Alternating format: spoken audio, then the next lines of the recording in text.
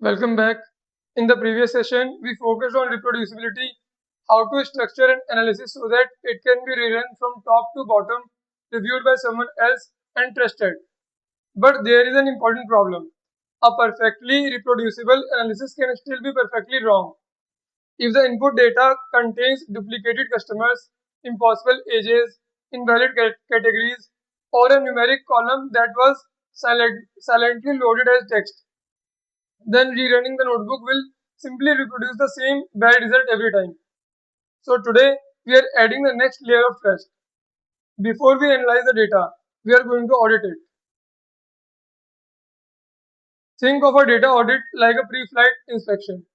Before a pilot takes off, they do not say the aircraft looks roughly fine, so let us fly. They check specific things: fuel, instruments, controls, warning systems. In data work, we need the same discipline. We should not say the data frame loaded, so the data must be fine. We need explicit checks. Today, our core question is, how do you discover data problems before they silently distort the analysis? By the end of this session, you should be able to create a compact data audit and validate four major things: types, ranges, uniqueness, and category values. You will also see an important distinction between a duplicate row and a duplicate real world entity. And finally, we will turn assumptions about our data into executable validation rules.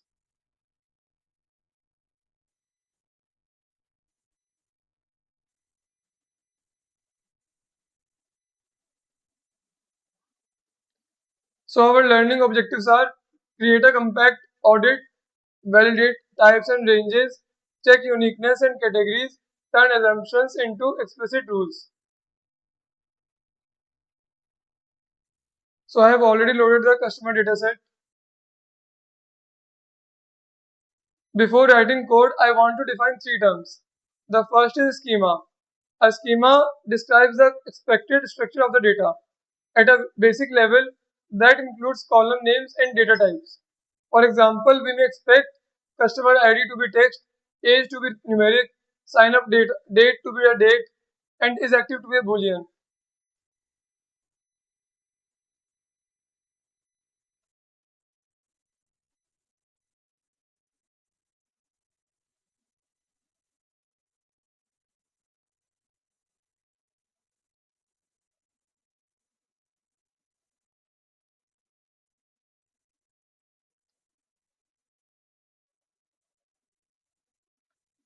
And a useful schema usually goes further than D type.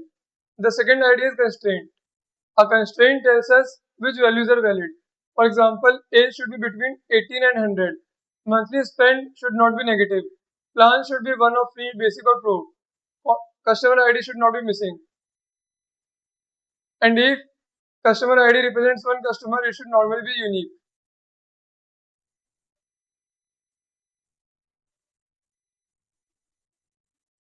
So our schema equals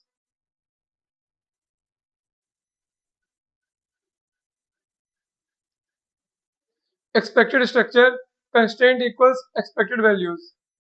The third idea is a data contract.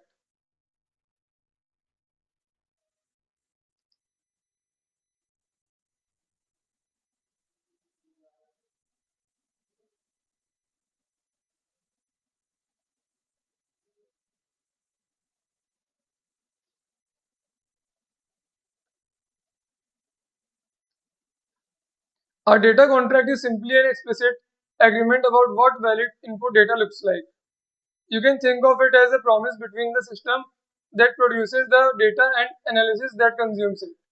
Instead of keeping assumptions only in our head, we write them down and ideally express them as a code. That is a key transition in this lesson. Saying I believe customer IDs are unique is only an assumption. Writing df customer ID dot is unique turns that assumption into something we can actually test.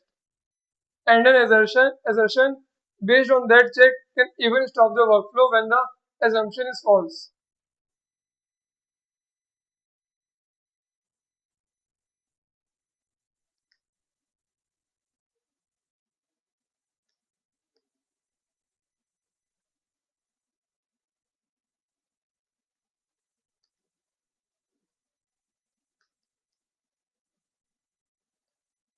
These are four broad questions we will repeatedly ask. First, is the structure correct? Did we receive the expected columns? Did pandas infer sensible types? Second, are the values possible? An age of -3 is technically a value, but it is not a valid customer age. Third, are the categories controlled? If the valid plan names are free, basic, and pro, then premium is suspicious. So is lowercase basic if our contract says exact category names are required. Fourth, does one row represent one entity? This is where duplicates become interesting. Two rows can be exactly identical, but two different rows can also refer to the same customer ID. Those are different data quality problems, and they may require different decisions. Now let us see these ideas in the actual data set. So let us write down the four questions that we repeatedly ask.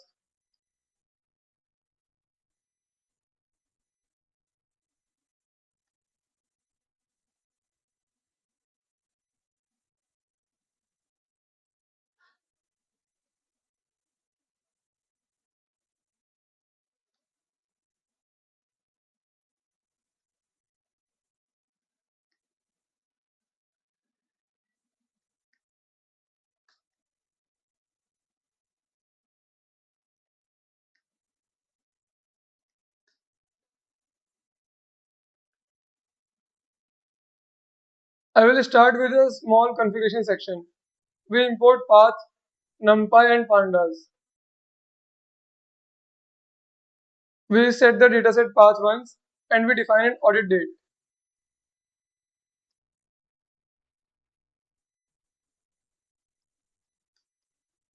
The audit date will be useful because one of our rules is going to say a sign up date cannot be in the future relative to the date of the audit. Now let us load the CSV.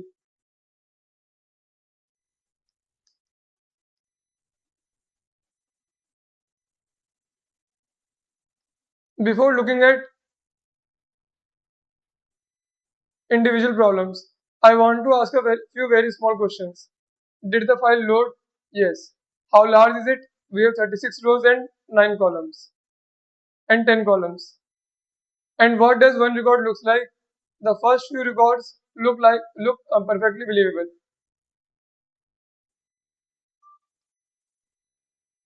This is exactly why bad data can be dangerous. Most datasets with quality problems do not look completely broken. Usually, most records look normal. The problems are hidden among them. The problems are hidden among them. So, head is useful, but head is not a data audit. So, audit equals data type plus missing plus unique plus range.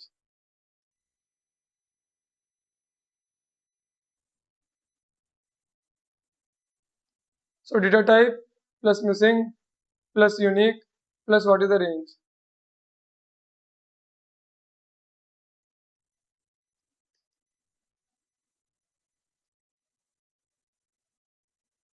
This is a very useful bot pattern because it compresses several questions into one view.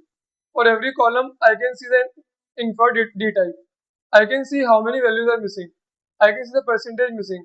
And I can see how many distinct values exist. Now look at age. You and I know that age should be numeric, but Pandas has loaded it as object.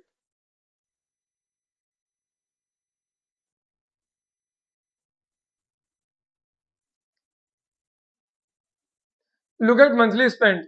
That should also be numeric, but it is also object. And is active, which conceptually should be boolean, is also represented as an object. This gives us our first important lesson. Inferred D type not equal to correct D type.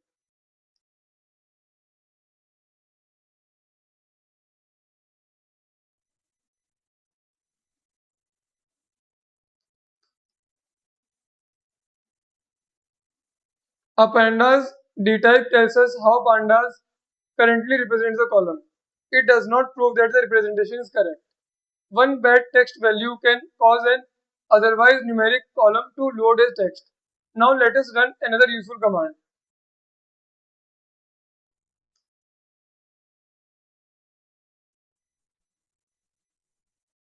For numeric columns, describe helps us inspect ranges. For object columns, it shows counts, unique values, and common values. This is useful evidence, but again, it is not validation. The audit tells us where to look. Our rules will eventually tell us what is acceptable. Now let us look at missing values directly.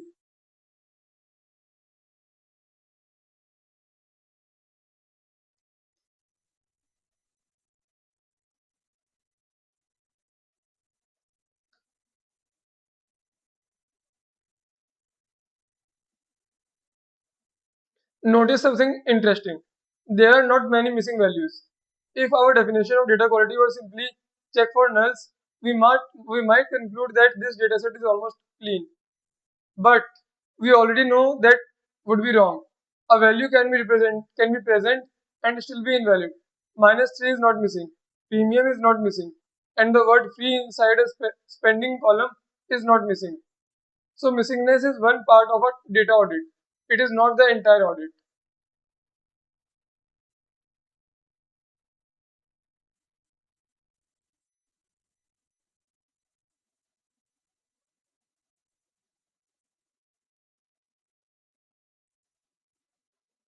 So present value does not mean it is a valid value. Now let us inspect duplicates.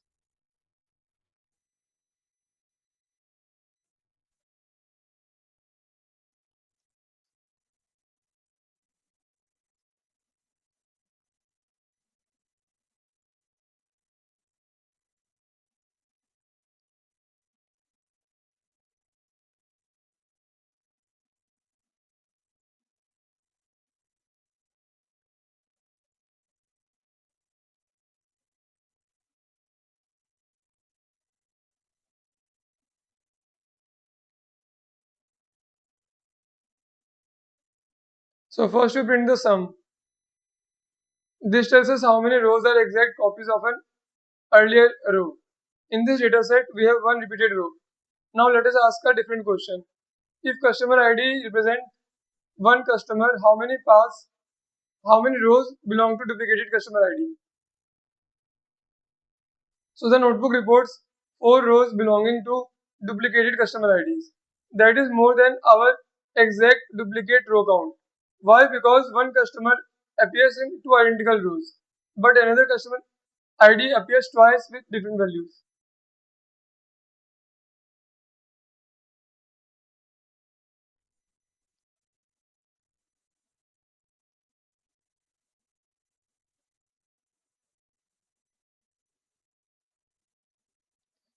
So the technical question is different from the business question.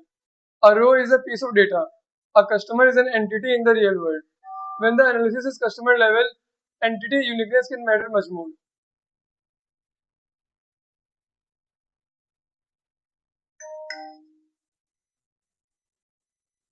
Now we will inspect columns that should contain numbers or dates. A very useful panda pattern is errors equals coerce.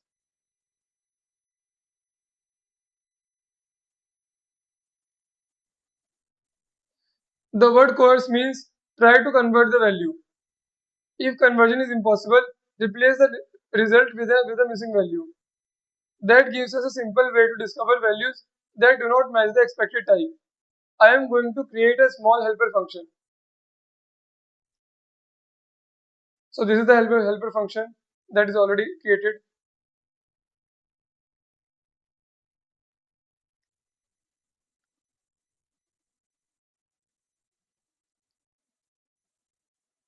Look carefully at this line. We are not simply checking for missing values after conversion. We are asking was the original value present but the converted value becomes missing? If yes, conversion failed. And then we apply this to age for monthly spend, for sign up date. Notice that I supplied an explicit date format. That is part of our contract. I am not saying any string pandas can somehow interpret as a date is acceptable. I am saying this column should contain dates in YYYYMMDD format. Now let us run this. For age we find a value written as 29. For monthly spend we find the value 3. And for sign up date we find values that either do not represent a valid date or do not follow our agreed format. This is what silent type problems look like. If you start calculating averages before checking this, you might get an error. Or worse, you might write some code that silently removes the problematic rows without really understanding why they disappeared. Auditing first makes the problem visible. Now that we have numeric versions of age and monthly spend, we can inspect the ranges.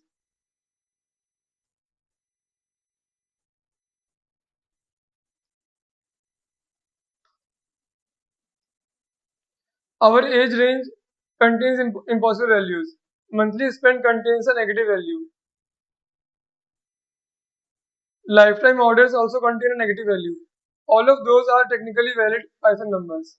The problem is not the d-type anymore. The problem is the meaning. That is why schema validation needs constraints. Now let us inspect our categories.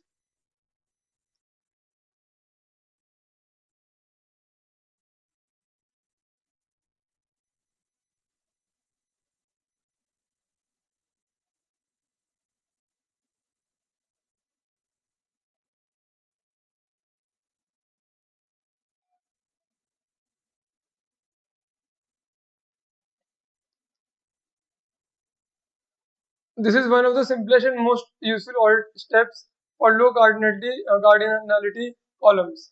Look at the set of actual values before assuming that a category is clean. For plan, we expect free, basic, and pro, but we also find premium and lowercase basic. For country, we find variations such as lowercase India and USA. For is active, we find true and false, but we also find yes and zero. Could some of these values be standardized? Probably, but that is a cleaning decision. Today, we are not going to make that decision silently. Our job is to identify the contract violation first. Now we reach the central idea of this session. We are going to turn our assumptions into Boolean validation rules. First, define the allowed categories.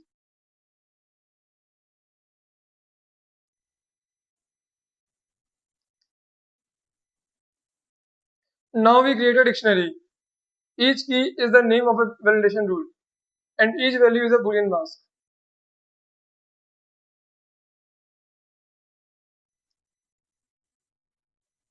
For example, missing customer ID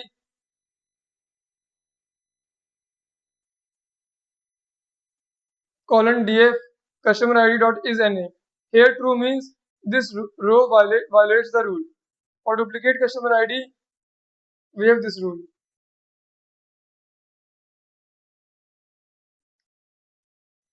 And age, we have this rule.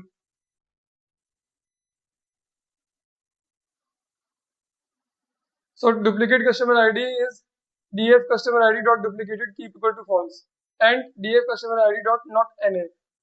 And age invalid age equal is age num dot is na or not age num dot between 18 comma 100. A row has an invalid age if age cannot be converted into a number or the numeric age is outside 18 to 100. That is much stronger than simply checking dtype. We do similar checks for plan, country, spending, orders, date, booleans, and emails.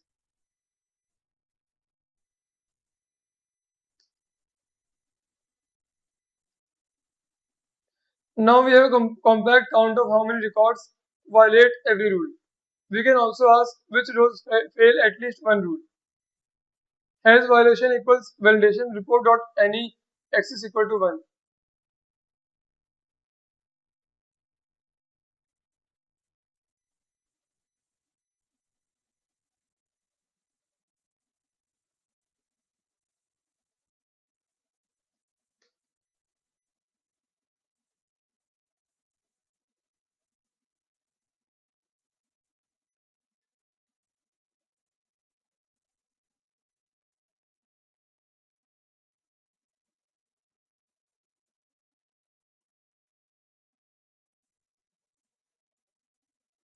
Now we finally have something actionable. Not the data fields missing. Not there may be a few problems. Instead, we have specific records and specific failed expectations. That is a proper data audit. Before the learner challenge, I want to show you one final idea.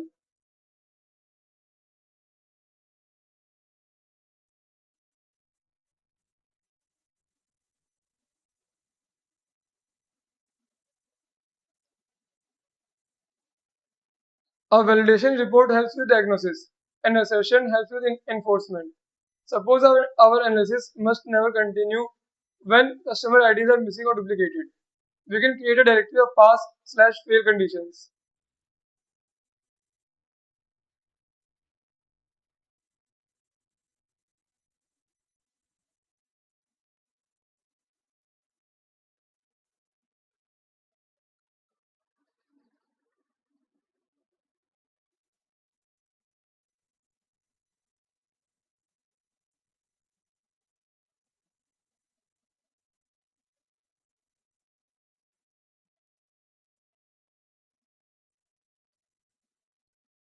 And finally, we write assert all constraint check.values. So let us run this code.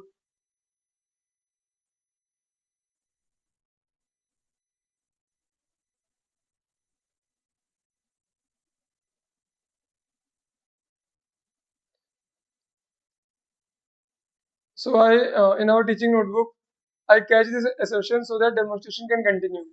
But inside a production data pipeline, failing loudly can be exactly what we want.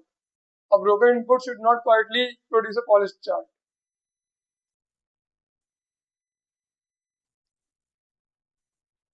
So this is the challenge. Now it is your turn. You have approximately 6 minutes. Using the same data set, write at least 5 validation rules. Your job is not to clean the records. Your job is to identify which records violate your assumptions.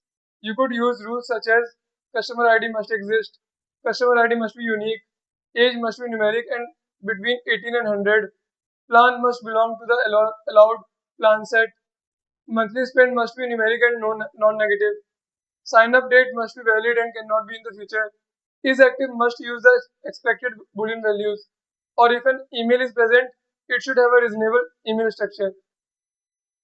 Your starter structure is this.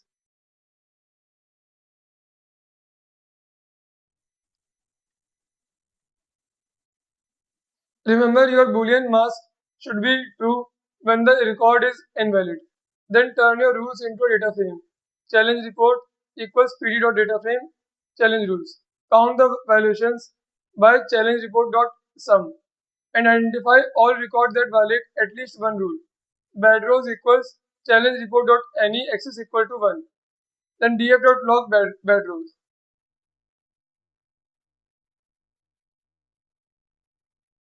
So pause the video and solve the challenge in around 5 to 6 minutes. Welcome back. Let us compare one possible solution.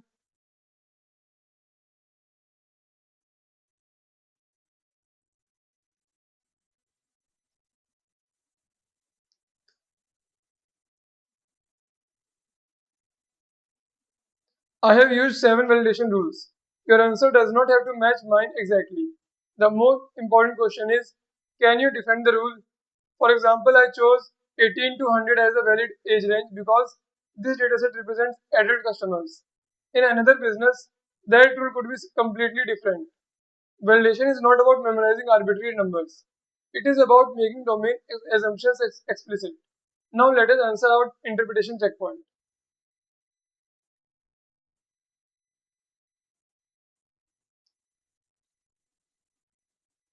So the question is, which one data quality issue would most change your next analytical step and why? Do not give me a list, choose one problem and explain its consequence in a single sentence. A strong answer could be duplicate customer IDs would change my next step the most because a customer level analysis could double count the same person, distort totals, rates, and model training. Notice why that is a useful answer. It connects the data quality problem to an analytical consequence. Someone else might choose invalid monthly spending values because their next task is revenue analysis. That could also be correct. The important thing is the reasoning. Let us finish with a simple 7 question audit checklist.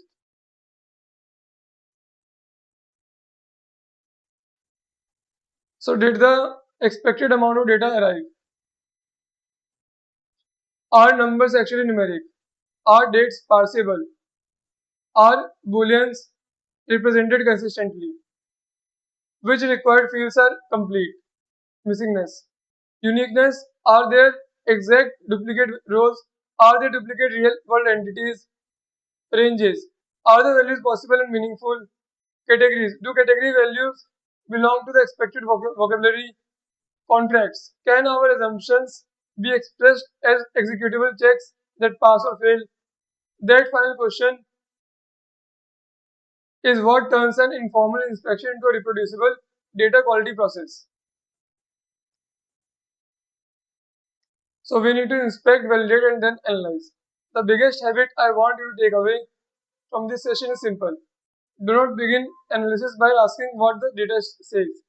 First, ask whether data is allowed to say it.